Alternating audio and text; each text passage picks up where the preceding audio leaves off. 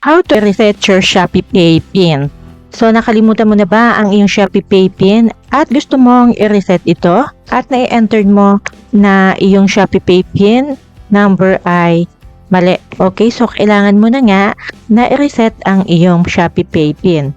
By the way guys, kung bago ka lang sa channel na to at gusto mo pa ng mga tutorial videos na kagaya nito, hit like and subscribe button. Okay, alam naman natin na ang Shopee Pay ay digital wallet sa Shopee application. Ito ay ginagamit natin for cashless payments and loads, online checkout, paying bills, sending money to other Shopee users or banks, or scan to pay. So bago natin magamit sa cashless payments, it is required to enter our Shopee Pay PIN. So kapag nakalimutan mo ang iyong Shopee Pay PIN, ay kailangan mo nga itong i-reset. Okay, to reset your Shopee Pay PIN, first is open your Shopee application.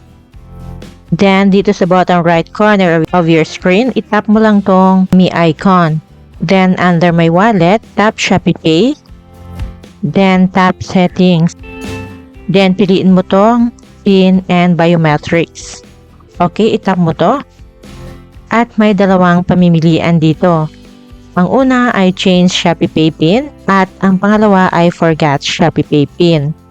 Dito guys, sa Change Shopee Pay PIN, kapag alam mo yung kasalukuyang Shopee Pay PIN mo but gusto mong i-update for security purpose, kailangan mo lang ditong ilagay ang iyong kasalukuyang PIN at gagawa ka ng bago mong Shopee Pay PIN. But dito naman sa Forget Shopee Pay PIN, if you cannot remember your Shopee Pay PIN, yung old PIN mo ay maka-cancel and you are allowed to create a new one. So dahil nakalimutan natin ang ating Shopee Pay PIN at yung pipindutin natin dito ay Forget Shopee Pay PIN at may Shopee Pay facial verification. Okay, so magsiselfie ka dito for security purpose. Kung handa ka na, ay itap mo na tong start facial verification. Okay, itapat mo lang ang iyong face sa circle. Panatilihin lang po ang posisyon at huwag gagalaw. And please keep steady while the light is flashing. Kapag okay na, ay makikita mo na tong verification completed.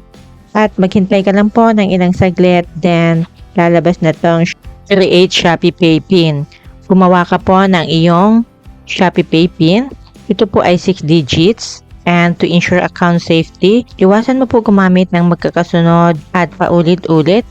Date of birth of yourself, family members, and bank account PIN numbers.